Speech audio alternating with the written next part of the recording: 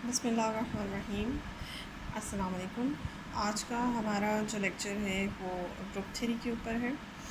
इससे पहले भी ग्रुप थ्री के ऊपर कुछ मैं मुख्तलिफ़ टॉपिक्स के ऊपर अपने लेक्चर्स बना चुकी हूँ, लेकिन आज का जो टॉपिक है वो मैं सब ग्रुप के ऊपर बनाऊँगी और जिसमें ग्रुप भी आ जाएगा और फिर सब ग्रुप के ऊपर डिटेल से बात करेंगे। इसमें आपको कंप्लीट इन्फॉर्मेशन मिल जाएगी सब ग्रुप के बारे में। मैंने पूरी कोशिश की है कि एग्ज़ाम्पल्स के ज़रिए और रिलेटेड थेरम्स के ज़रिए आपको कंप्लीट गाइडेंस दूँ।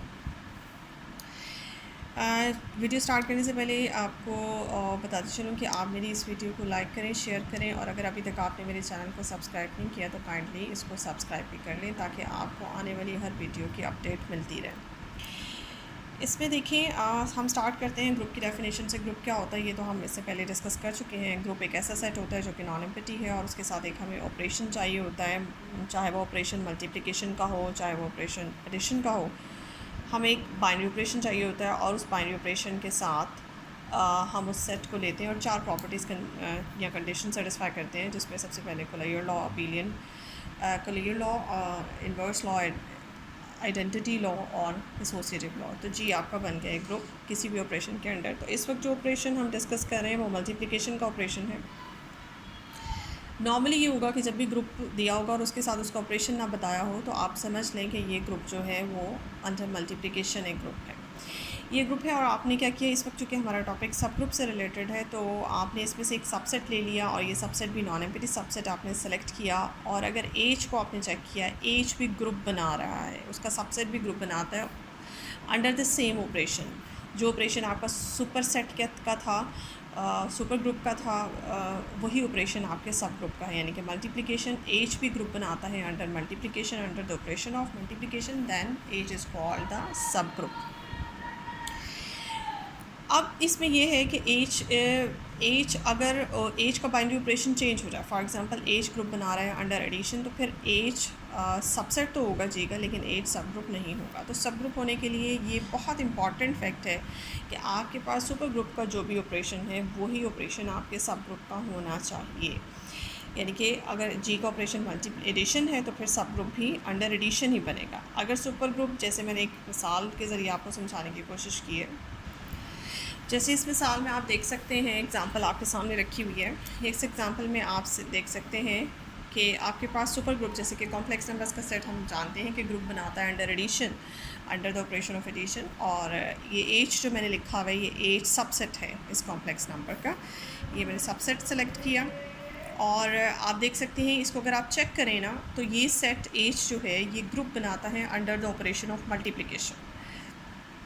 ठीक है जी, ये ऑपरेशन ऑफ मल्टीप्लिकेशन के अंडर ग्रुप बनाता है और देखा जाए तो ये भी इंडिपेंडेंटली एक ग्रुप है। एज अब इंडिपेंडेंटली एक ग्रुप है और सी इंडिपेंडेंटली एक ग्रुप है। बट अगर सब ग्रुप की नज़र से देखा जाए तो H is not the sub group of C complex numbers in this case, because complex numbers जो ग्रुप है वो under the operation of binary addition है, जबकि H under the operation of multiplication है। तो सुपर ग्रुप और सब group यानी कि का ऑपरेशन हमेशा सेम होना चाहिए, डिफरेंट नहीं होना चाहिए। तो वो सब ग्रुप नहीं है बट सबसेट है।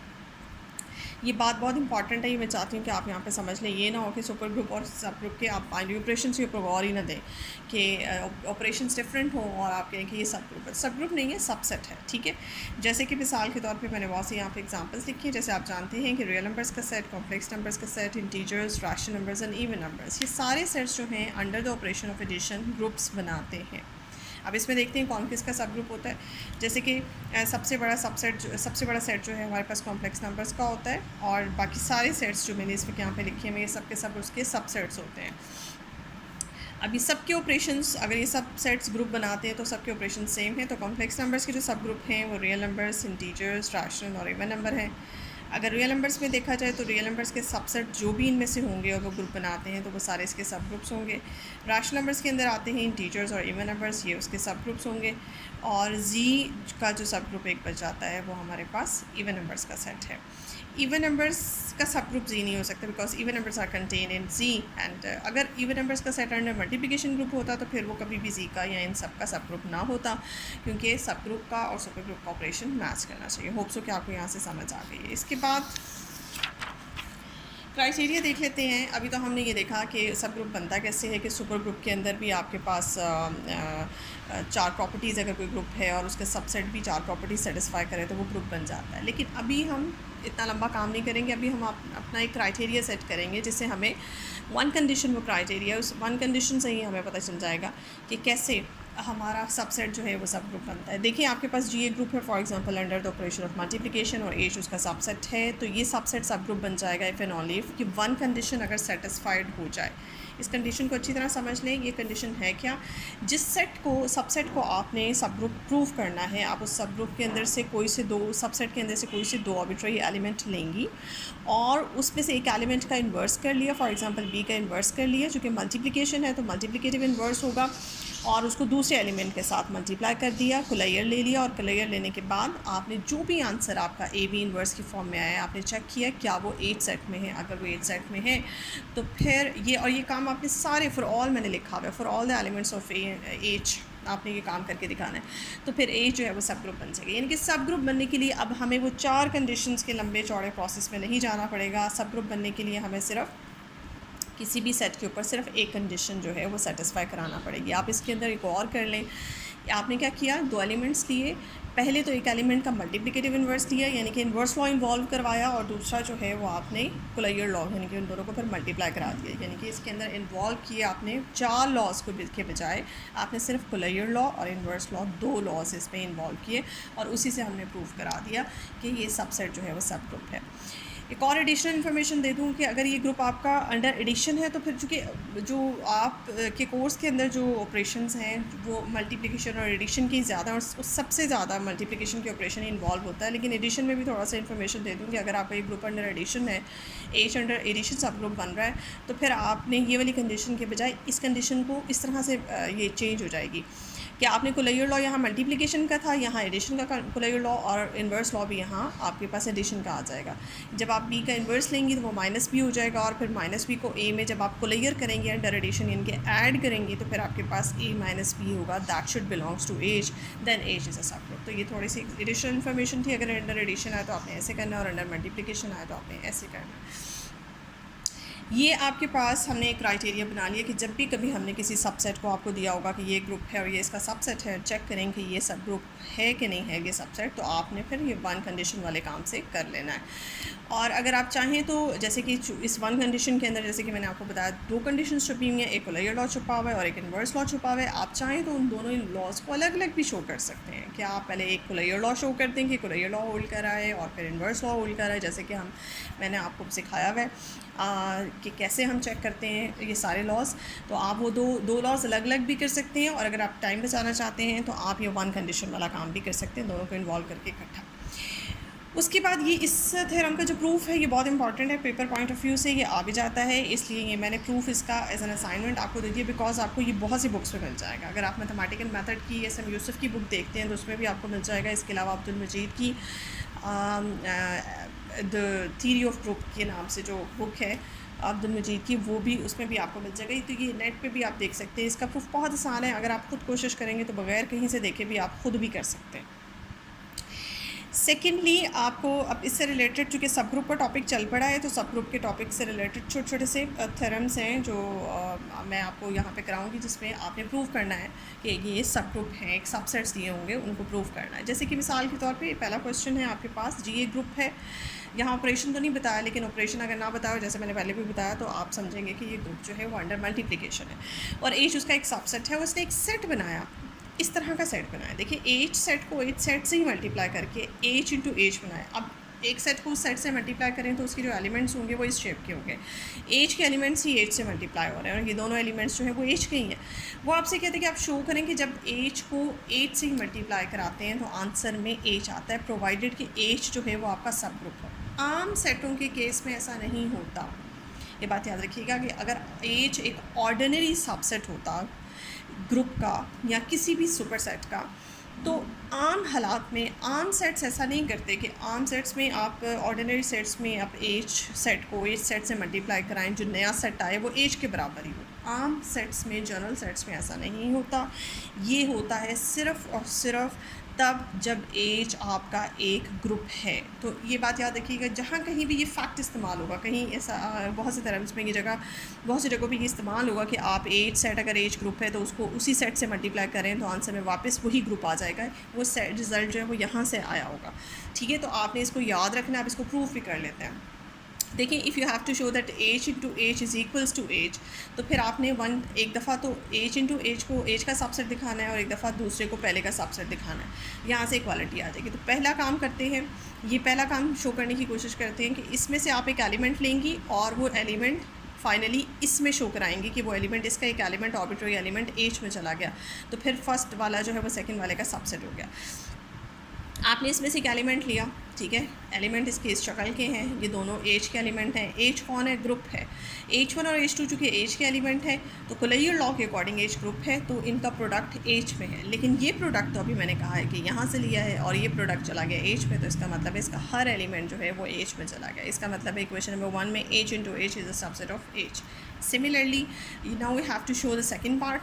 अब आप इस एज में से एक एलिमेंट उठाएंगी और एज इंटू एज में शो करेंगी। तो एज में से आपने एक एलिमेंट एज उठाया फॉर एग्जांपल, उसके बाद आपने this H element can be written as, इस एज को आप एज इंटू ई भी लिख लें क्योंकि ई इज़ आइडेंटिटी, आइडेंटिटी से मल्टीप्लाई करने के बाद वापस आपके पास एज ही आएगा। और ये एज जो है इसका मतलब है ये शेप भी, इस शेप में भी इस एज सिंगल एलिमेंट को लिखा जा सकता है। अब ये शेप के लिहाज से एज को अगर मैं एज का एलिमेंट कंसिडर करूँ और इस ई को भी, ये भी तो एज का एलिमेंट है, तो ये एलिमेंट जो है शेप वाइज ये इससे बिलोंग करता है, बिकॉज इसके अंदर जो एलिमेंट है वो दो एलिमेंट्स के प्रोडक्ट की फॉर्म में, पीछे से ये एज है। इसका मतलब है कि इसका जो आर्बिट्ररी एलिमेंट एज है विच कैन बी मॉडिफाई और can be written in the form of product of two elements of H. So इस हवाले से ये भी एज इंटू एज में चला गया। तो ये क्वेश्चन आपको कहती है कि आपने एज में से एक एलिमेंट लिया था, वो एज इंटू एज में चला गया। It's mean H is a subset of H into H, और दोनों बातों को ज्वाइन किया तो फिर एज जो है वो एज इंटू एज के बराबर आ गया। अब ये रिजल्ट बड़ा इंपॉर्टेंट है। थ्योरम तो प्रूफ तो इसका छोटा सा ही है, हल्का सा अगर मैं ना भी करवाती तो सो कि आप कर ही लेते, लेकिन आपने क्या करना है, इसका रिज़ल्ट हमेशा याद रखना है कि अगर किसी ग्रुप को उसी ग्रुप सेट से मल्टीप्लाई किया जाए, उस सेट से ही मल्टीप्लाई किया जाए तो फिर आप आंसर में वही सेट वापस आ जाता है, जबकि आम रूटीन में ऐसा नहीं होता। इसके अलावा आप देखें, एक और क्वेश्चन है मेरे पास। ये क्वेश्चन है कि अगर एच और के आपके पास कोई से दो सब ग्रुप्स हैं किसी अबेलियन ग्रुप जी के, तब शो करें कि इन दो सब ग्रुप्स का प्रोडक्ट भी सब ग्रुप होता है। देखिए, आम हालात में ऐसा नहीं होता, ये बात याद रखिएगा। ये अगर आप करके देखें, मैं आपसे अगर इस क्वेश्चन में सिर्फ ये वाली बात हटा दूँ ना कि जी इज़ एन अबेलियन ग्रुप, यहाँ पे इस क्वेश्चन की स्टेटमेंट को अच्छी तरह से समझ लें कि सुपर ग्रुप आपका अबेलियन ग्रुप है और ये बात अबेलियन ग्रुप की हो रही है। अगर ग्रुप अबेलियन ना होता तो फिर ये रिज़ल्ट ट्रू नहीं है, यानी कि जी आपके पास एक अबेलियन ग्रुप है और उसके अंदर ये दो सब ग्रुप्स हैं। जब आप इनका प्रोडक्ट लेती हैं तो प्रोडक्ट से जो एक नया सेट बन के आता है वो भी सब ग्रुप होता है। आम हालात में ऐसा नहीं होता। इन जनरल ये बात याद रखें, in general product of two sub group is not a sub group. ये कब पॉसिबल है? ये पॉसिबल है जब आपके पास सुपर ग्रुप आपका अबेलियन है। ये इंपॉर्टेंट बात है। अगर यहाँ सुपर ग्रुप को मैं अबेलियन ना कहूँ तो फिर आप इसे प्रूव नहीं कर सकते, तो उस हालत में इनका प्रोडक्ट सब ग्रुप नहीं होगा। ये बहुत इंपॉर्टेंट है। इसके ऊपर एक और थ्योरम भी है कि आया वो क्या है वो मैं आपको बाद में बताऊंगी, लेकिन फ़िलहाल आप इस बात को बहुत इंपॉर्टेंट समझें कि अगर ये ग्रुप अबेलियन ना हो, अगर क्वेश्चन की स्टेटमेंट में ये नहीं दिया तो फिर ये आप प्रूव नहीं कर सकेंगे। अभी आप देखेंगे इस अबेलियन प्रॉपर्टी को हमने बीच में इस्तेमाल किया। इसको प्रूव कैसे करना है? अब जैसे कि मैं आपको पीछे बता चुकी हूँ, बजाय से कि हम 4 कंडीशंस किसी को सब ग्रुप प्रूव करने के लिए 4 कंडीशंस प्रूव करने के बजाय हम 1 कंडीशन वाला काम करेंगे। और वो क्या था कि आपने जिसको सब ग्रुप प्रूव करना है उसमें से 2 एलिमेंट्स उठाने हैं और फिर एक्स वाई इनवर्स बनाना है, दैट शुड बिलोंग्स टू, इसी से बिलोंग करना चाहिए। तो वो अगर हो जाता है तो फिर एज के आपका सब ग्रुप है। आपने क्या किया, जब आप इसमें से 2 एलिमेंट्स उठाते हैं, एक एक्स उठाते हैं और एक वाई उठाते हैं, तो इसके एलिमेंट्स की शेप तो ऐसी है कि उसके फर्स्ट लेफ़्ट पे एच लिखा होता है और राइट हैंड साइड पे के एलिमेंट्स होते हैं। तो एक एलिमेंट आपने लिया H1 K1 और दूसरा एलिमेंट Y को H2 K2 कह दिया। और याद रखिएगा H1 H2 H से हैं और K1 K2 K से हैं, और H1 H2 K1 K2 ये डिफरेंट एलिमेंट्स हैं। ठीक है, फिर आपने एक्स वाई इन्वर्स बनाया, एक्स की जगह एक्स की वैल्यू, वाई की जगह वाई की वैल्यू लिखी, इन्वर्सेस लिए। इन्वर्स में बाद वाला पहले, पहले वाला बाद में हो जाता है। के को के से मल्टीप्लाई किया। अब के चूँकि एक ग्रुप है, उसके एलिमेंट्स को जब आप मल्टीप्लाई करते हैं तो आंसर में, प्रोडक्ट में जो भी आंसर आएगा आपके पास वो के अंदर ही होगा। उसको रीनेम कर दें, एक नया एलिमेंट बन जाता है, सपोज़ करें कि K3 बन जाता है। उसके बाद आपके पास ये शेप आ जाती है, इसके अंदर आप जाएं और जाके आप ये देखें कि आपने मैंने क्या किया है कि K3 को बाद में और H2 इन्वर्स को पहले लिख लिया, बिकॉज K3 कौन है, K3 और H ये सारे के सारे H और K से हैं, और H और K कहाँ है, H और K हमारे पास G के अंदर है। ये सारा काम जो है आपके ग्रुप G में हो रहा है, ये आपका बेसिकली ग्रुप G है और उसके अंदर H पड़ा हुआ है और उसके अंदर जो है वो K पड़ा हुआ है। तो बेसिकली ये सारे ग्रुप के एलिमेंट हैं।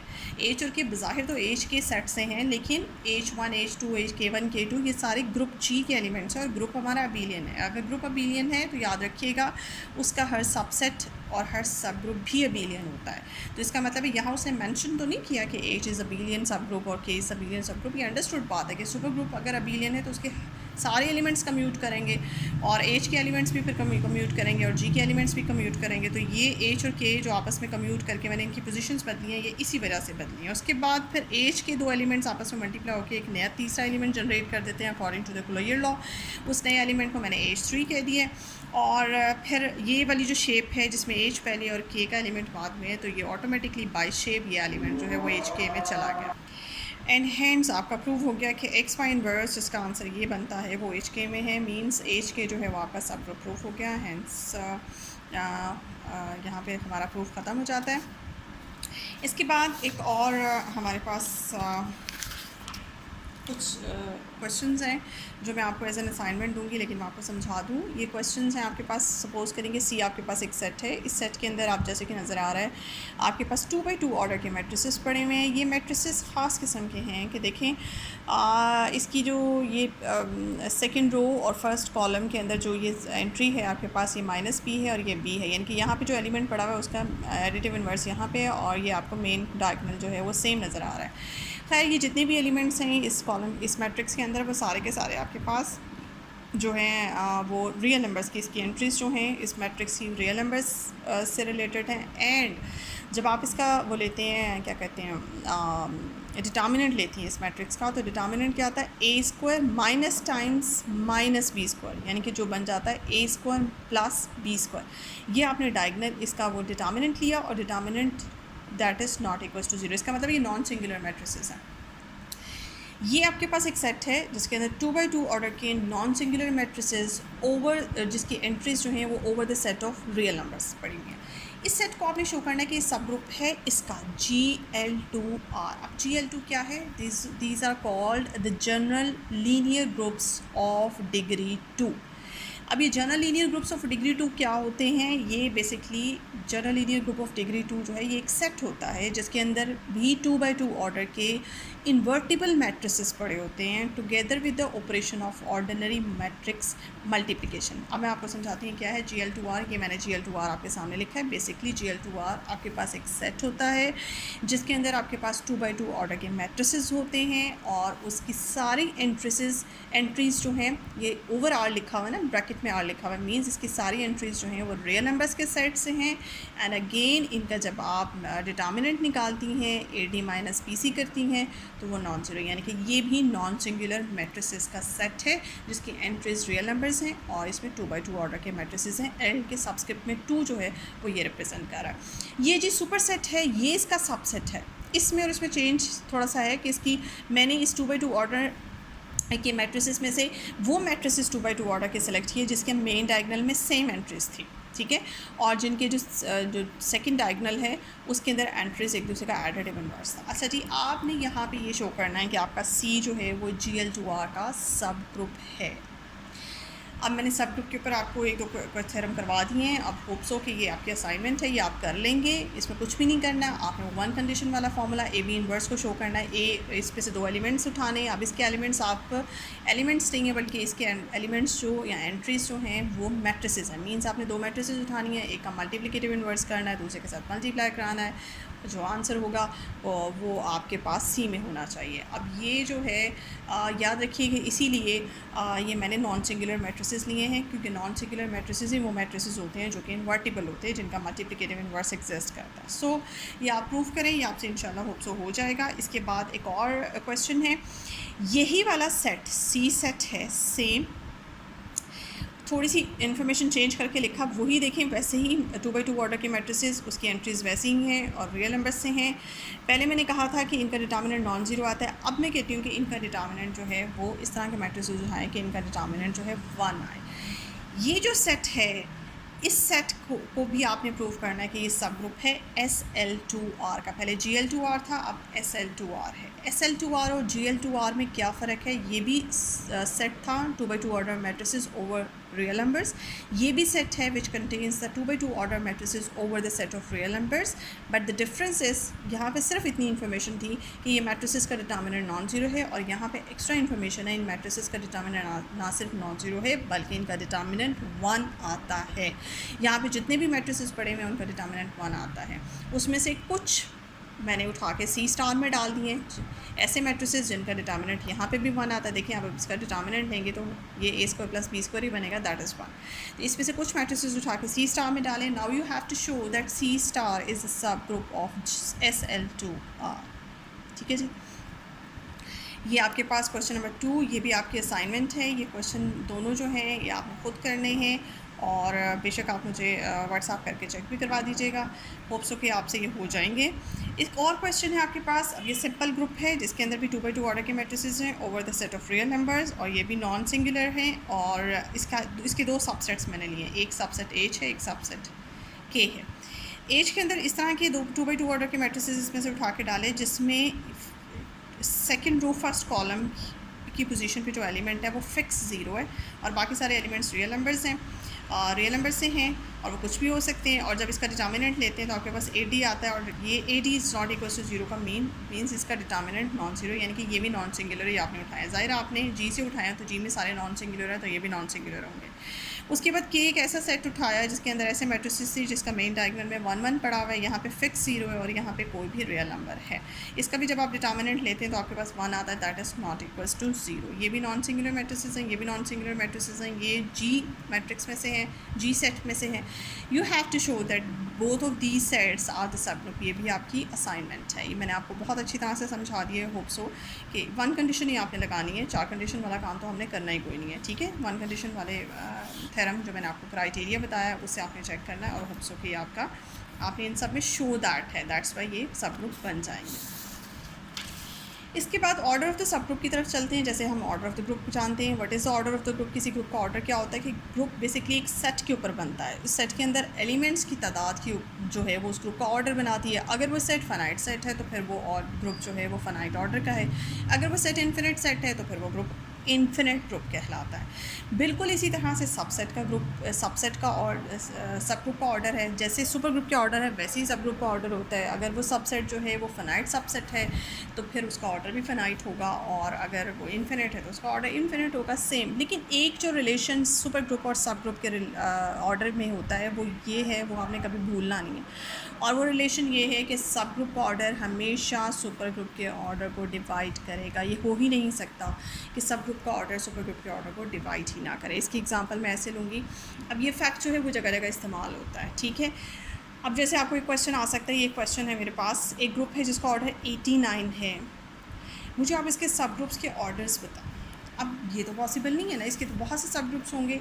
तो ये वाला जो रिज़ल्ट है वो आपको हेल्प करेगा, आप इसके सब ग्रुप्स के ऑर्डर्स फाइंड आउट करें। इसका तरीक़ेकार क्या होता है कि 89 के, बिकॉज सब ग्रुप जो भी इसका होगा उसका ऑर्डर 89 को डिवाइड करेगा, तो 89 के जितने भी डिवाइज़र्स हैं वो सारे अपने सामने रख लें, ठीक है। ऑल पॉसिबल डिवाइज़र्स, जैसे कि 1 89 का डिवाइज़र है, 89 खुद 89 का डिवाइज़र है। इसके अलावा आपके पास और जितने भी बीच में डिवाइज़र्स होते हैं 89 के, सब अपने सामने रख लें, और फिर आप ये आंसर करेंगे कि all these numbers we can find out the subgroup of G of these possible orders. They are the possibilities कि इस ऑर्डर के 89 के सब ग्रुप। जैसे कि किसी ग्रुप का ऑर्डर अगर 10 है तो आप उसके जो डिवाइज़र्स निकालते हैं 1 2 5 एंड 10 निकालते हैं, तो देयर आर द, मैं पॉसिबिलिटी बता रही हूँ, पॉसिबिलिटी है कि ऑर्डर 1, ऑर्डर 2, ऑर्डर 5 और ऑर्डर 10 के इसके सब ग्रुप्स एग्जिस्ट करें, बिकॉज 1, 2, 5 एंड 10 ये सारे नंबर्स जो हैं वो 10 के डिवाइजर्स हैं, और सब ग्रुप का जो ऑर्डर होगा वो सिर्फ डिवाइजर्स में से ही होगा और कुछ नहीं हो सकता। अब जैसे 47 आपके सामने रखा हुआ है, एक ग्रुप जिसका ऑर्डर 47 है, इसके मुझे बताएं डिवाइजर्स कौन से हैं। 47 एक ऑड प्राइम नंबर है, तो इसके डिवाइजर्स आपके पास सिर्फ 1 और 47 ही होते हैं, तो इसका मतलब है इसके दो ही सब ग्रुप एग्जिस्ट कर सकते हैं, जो जिसका ऑर्डर 1 और जिसका ऑर्डर 47 होता है, और ये दोनों इम्प्रॉपर सब ग्रुप्स होते हैं। प्रॉपर सब ग्रुप्स वो होते हैं जो प्रॉपर सेट से बनते हैं, इम्प्रॉपर वो होते हैं, जैसे मैं पहले भी बता चुकी हूँ, इम्प्रॉपर सब ग्रुप वो होते हैं जिसका एक ऐसे, क्योंकि ग्रुप खुद भी अपना सब ग्रुप होता है, हर ग्रुप अपना सब ग्रुप खुद होता है, तो ये इम्प्रॉपर सब ग्रुप होता है, ये ट्रिवियल सब ग्रुप कहते हैं। इसके अलावा एक और सब ग्रुप जिसमें सिर्फ और सिर्फ आइडेंटिटी होता है, उसको भी एक ही एलिमेंट होता है, यानी कि हर ग्रुप के अंदर ट्रिवियल सब ग्रुप्स ऑलवेज एग्जिस्ट करते हैं, और वो दो होते हैं, एक ग्रुप खुद अपना ट्रिवियल सब ग्रुप होता है, और एक वो सब ग्रुप जिसके अंदर सिर्फ और सिर्फ आइडेंटिटी होता है, जिसका ऑर्डर 1 होता है। ठीक है जी, तो इसके दो ही पॉसिबल सब ग्रुप्स हैं, क्योंकि इसके दो ही पॉसिबल डिवाइजर्स हैं, इसलिए इसके दो पॉसिबल सब ग्रुप्स हैं। अब 89, अब आपसे क्वेश्चन यहाँ पे ये है कि क्या 12 ऑर्डर का 89 का सब ग्रुप हो सकता है? एक ग्रुप जिसका ऑर्डर 89 है उसका 12 ऑर्डर का, 16 ऑर्डर का या 24 ऑर्डर का उसका सब ग्रुप हो सकता है? तो आप देख लें कैलकुलेटर से जाके 89 को 12 से डिवाइड कर लें, क्या 12 अगर 89 को डिवाइड करता है तो फिर देयर इज़ अ पॉसिबिलिटी कि इसका सब ग्रुप ऑर्डर 12 का हो, ऑर्डर 16 का, ऑर्डर 24 का हो, अदरवाइज़ नहीं है। तो ये जो आपका रिज़ल्ट है इस तरह से क्वेश्चंस में इस्तेमाल हुआ। ठीक है जी, इसके अलावा ये जो रिज़ल्ट है, इससे पहले हम एक और इम्पॉर्टेंट रिज़ल्ट भी आपको बता दूं कि यही फैक्ट ग्रुप के एलिमेंट्स के साथ भी है। ग्रुप के जितने भी एलिमेंट्स होते हैं उनका ऑर्डर भी ग्रुप के ऑर्डर को डिवाइड करता है, और सब ग्रुप का ऑर्डर भी ग्रुप के ऑर्डर को डिवाइड करता है। ये बात याद रखिएगा, ये दोनों सब ग्रुप का ऑर्डर और एलिमेंट्स का ऑर्डर, ग्रुप के एलिमेंट्स का ऑर्डर भी ग्रुप के ऑर्डर को डिवाइड करता है। इसके बाद एक छोटा सा थ्योरम देख लेते हैं कि अगर आपके पास एच और के कोई से दो सब ग्रुप्स हैं किसी ग्रुप जी के, और उन दोनों की ऑर्डर्स रिलेटिवली प्राइम है, मिसाल के तौर पे ए का ऑर्डर है अगर आपके पास 5 और एक दूसरे सब ग्रुप का ऑर्डर आपके पास 3 है, तो 3 और 5 रिलेटिवली प्राइम होते हैं। तो इस तरह के जो ग्रुप्स के अंदर सब ग्रुप्स होते हैं जिनके ऑर्डर्स रिलेटिवली प्राइम होते हैं, उन दोनों सब ग्रुप्स में कुछ भी मैच नहीं करता सिवाय आइडेंटिटी के, बिकॉज अगर आइडेंटिटी किसी ग्रुप में नहीं होगी तो वो तो सेट में नहीं होगी, तो वो ग्रुप नहीं बन सकता ना। तो आइडेंटिटी तो हर ग्रुप में होती है, तो जब आप उनका इंटरसेक्शन लेंगे तो कॉमन एलिमेंट सिवाय आइडेंटिटी को और कुछ भी नहीं आएगा। ये आपने प्रूव करना है। वैसे तो ये प्रूव आपका खुद का है, लेकिन मैंने कर दिया आपको, मैं आपको समझा देती हूँ। लेट करें कि एच एक और के जो सब ग्रुप है इनके ऑर्डर्स एम और एन है, और चूँकि रिलेटिवली प्राइम मींस GCD 1, इनका कॉमन फैक्टर कुछ भी नहीं है सिवाय 1 के, और जी का खुद का ऑर्डर जो है वो टी मैंने लेट किया। अब मैंने ये प्रूव करने कि इनके इंटरसेक्शन में सिवाय आइडेंटिटी के कुछ नहीं है, लेकिन मैं इनके इंटरसेक्शन में से एक एलिमेंट उठाती हूँ और मैं प्रूव करूँगी ये एलिमेंट आइडेंटिटी है। अब ये एच में भी है और के में भी है, तो अभी जैसे मैंने आपको एक छोटा सा रिजल्ट बताया कि सब ग्रुप के या किसी ग्रुप के एलिमेंट का ऑर्डर जो है वो ग्रुप के ऑर्डर को डिवाइड करता है। इसका मतलब है इस एलिमेंट का ऑर्डर एच के ऑर्डर को भी डिवाइड करेगा और के ऑर्डर को भी डिवाइड करेगा। इसका मतलब है कि एक्स का जो ऑर्डर है वो एच के ऑर्डर और के ऑर्डर का कॉमन डिवाइज़र है। ये कॉमन डिवाइज़र मिल गया हमें एच के ऑर्डर और के ऑर्डर का। एच के ऑर्डर मींस एम और एन का कॉमन डिवाइज़र मिल गया, बट एम और एन का कॉमन डिवाइज़र तो हमने कहा है 1 है, 1 के अलावा कुछ भी नहीं है। इट्स मीन यहाँ से रिजल्ट जाता है कि एक्स का जो ऑर्डर है वो सिवाय 1 के और कुछ नहीं हो सकता, और जो भी एलिमेंट ऑर्डर 1 रखता है वो एलिमेंट हमेशा आइडेंटिटी होता है। ये बात याद रखिएगा, जब भी किसी एलिमेंट का ऑर्डर 1 आए तो वो एलिमेंट जो है वो आइडेंटिटी एलिमेंट ही होता है, उसके अलावा कोई और एलिमेंट नहीं होता जिसका ऑर्डर 1 हो। तो इसका मतलब है वो एलिमेंट जो आपने एक्स उठाया था इंटरसेक्शन में से, वो एलिमेंट आपके पास आइडेंटिटी एलिमेंट बना, और यही हमने प्रूफ करके देना था। इसके बाद चूँकि आम हम ग्रुप्स की सिचुएशन में हालत में हमने उसके सब ग्रुप्स देखे और उससे रिलेटेड कुछ काम किया। अब साइक्लिक ग्रुप की तरफ भी आ जाते हैं कि साइक्लिक ग्रुप के सब ग्रुप्स के ऊपर भी थोड़ी सी वर्किंग कर लेते हैं, ताकि सब ग्रुप का टॉपिक जो है वो हमारा पूरी तरह से कवर हो जाए, फिर आपको ये एतराज़ ना रहे कि हमने सब ग्रुप की कैटेगरी में जो है वो साइक्लिक ग्रुप की कैटेगरी में सब ग्रुप को डिस्कस नहीं किया।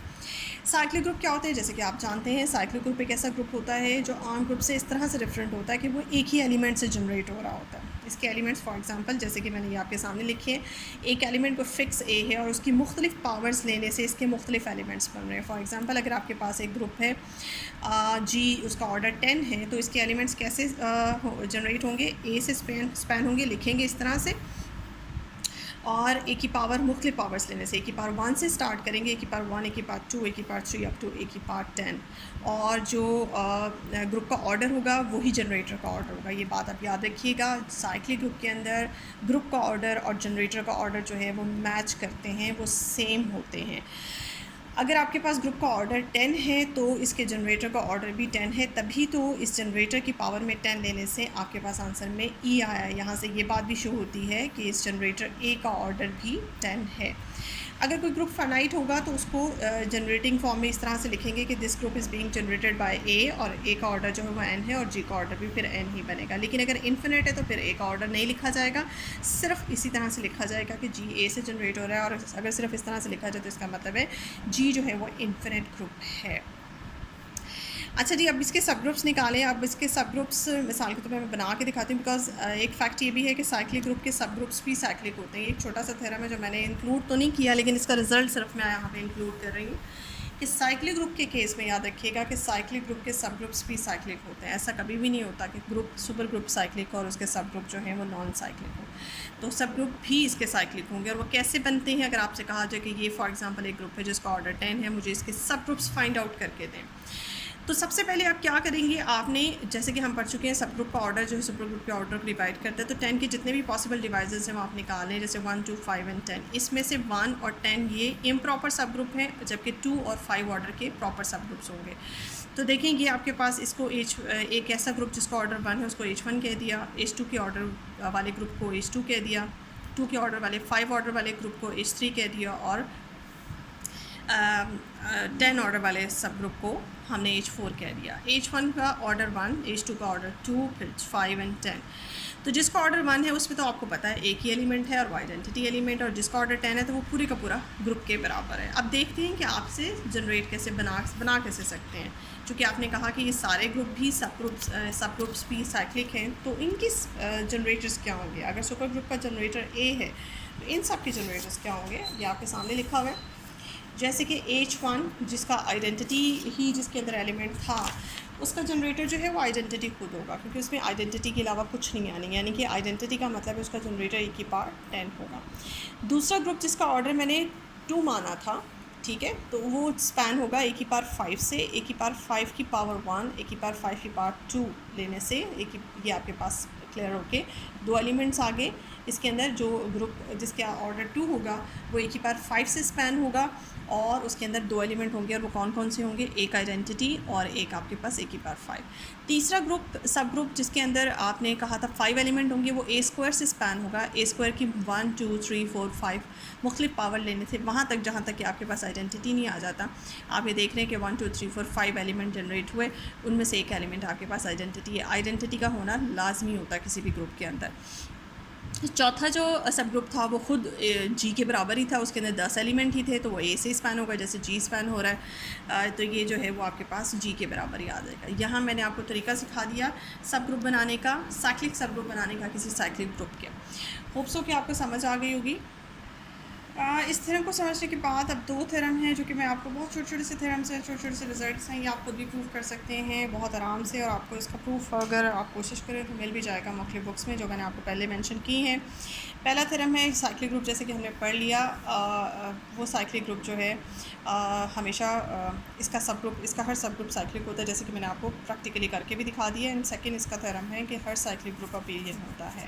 ये भी छोटा सा बिल्कुल 2 लाइनों के इसके प्रूफ हैं, आप इसे कर लीजिएगा और ये आपकी एज एन असाइनमेंट और आप मुझे चेक करवा सकते हैं। होप्स हो कि आज का लेक्चर आपको सब ग्रुप के हवाले से बहुत अच्छी तरह से समझ आ गया होगा। इस लेक्चर देखने के बाद प्लीज़ अपने कमेंट्स मुझे ज़रूर दें ताकि मुझे भी इंकरेजमेंट मिलती रहे। Thank you so much. और मेरे चैनल को अगर आपने सब्सक्राइब नहीं किया तो प्लीज़ मेरे चैनल को सब्सक्राइब कर लें।